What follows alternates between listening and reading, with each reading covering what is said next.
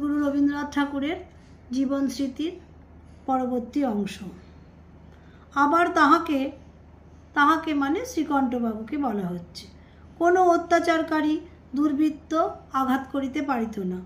অপমানের চেষ্টা তাহার উপরে অপমানরূপে আসিয়া পড়িত না। আমাদের বাড়িতে একসময় একজন বিখ্যাত গায়ক কিছুদিন ছিলেন। তিনি মত্ত অবস্থায় শ্রীকণ্ঠবাবুকে যাহা মুখে আসিত তাহাই বলিতেন। শ্রীকণ্ঠবাবু প্রসন্ন মুখে সমস্তই মানিয়া লইতেন, লেশমাত্র প্রতিবাদ করিতেন না। অবশেষে তাহার প্রতি দুর্ব্যবহারের জন্য সেই গায়কটিকে আমাদের বাড়ি হইতে বিদায় করা স্থির হইল। ইহাতে শ্রীকণ্ঠবাবু ব্যাকুল হইয়া তাহাকে রক্ষা করিবার চেষ্টা করিলেন। বারবার করিয়া বলিলেন, ও তো কিছুই করে নাই, মদে করিয়াছে। কেহ দুঃখ পায় ইহা তিনি সহিতে পারিতেন না। ইহার কাহিনীও তাহার পক্ষে অসহ্য ছিল।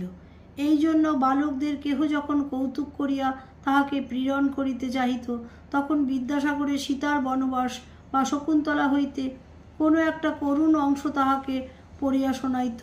তিনি দুই হাত মেলিয়া নিষেধ করিয়া অনুনয় করিয়া কোনো মতে থামাইয়া দিবার জন্য ব্যস্ত হইয়া পড়িতেন। এই বৃদ্ধটি যেমন আমার পিতার, তেমনি দাদাদের, তেমনি আমাদেরও বন্ধু ছিলেন। আমাদের সকলের সঙ্গে তাহার বয়স মিলিত। কবিতা শোনাইবার এমন অনুকূল শ্রোতা সহজে মেলে না। ঝর্ণার ধারা যেমন এক টুকরা নুড়ি পাইলেও তাহাকে ঘিরিয়া ঘিরিয়া নাচিয়া মাত করিয়া দেয়, তিনিও তেমনি যে কোনো একটা উপলক্ষ পাইলেই আপন উল্লাসে উদ্বেল হইয়া উঠিতেন। 2টি ঈশ্বর স্তব রচনা করিয়াছিলাম। তাহাতে যথারীতি সংসারের দুঃখ কষ্ট ও ভাবযন্ত্রণার উল্লেখ করিতে ছাড়ি নাই। শ্রীকণ্ঠবাবু মনে করিলেন, এমন সর্বাঙ্গ সম্পূর্ণ পারমার্থিক কবিতা আমার পিতাকে শুনাইলে নিশ্চয়ই তিনি ভারী খুশি হইবেন। মহা উৎসাহে কবিতা শোনাইতে লইয়া গেলেন।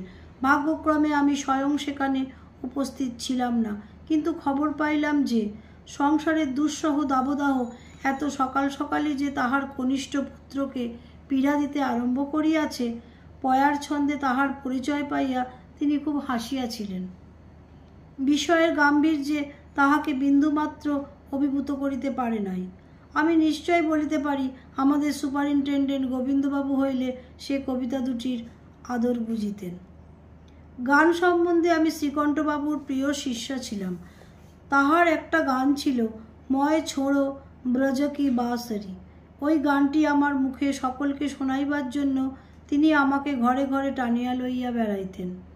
আমি গান ধরিতাম, তিনি সেতারে ঝংকার দিতেন এবং যেখানটিতে গানের প্রধান ঝোঁক ময় ছোড়ো, সেখানটাতে মাতিয়া উঠিয়া তিনি নিজে যোগ দিতেন এবং অশ্রান্তভাবে সেটা ফিরিয়া ফিরিয়া আবৃত্তি করিতেন এবং মাথা নাড়াইয়া মুগ্ধ দৃষ্টিতে সকলের মুখের দিকে চাহিয়া যেন সকলকে ঠেলা দিয়া ভালো লাগায় উৎসাহিত করিয়া তুলিতে চেষ্টা করিতেন।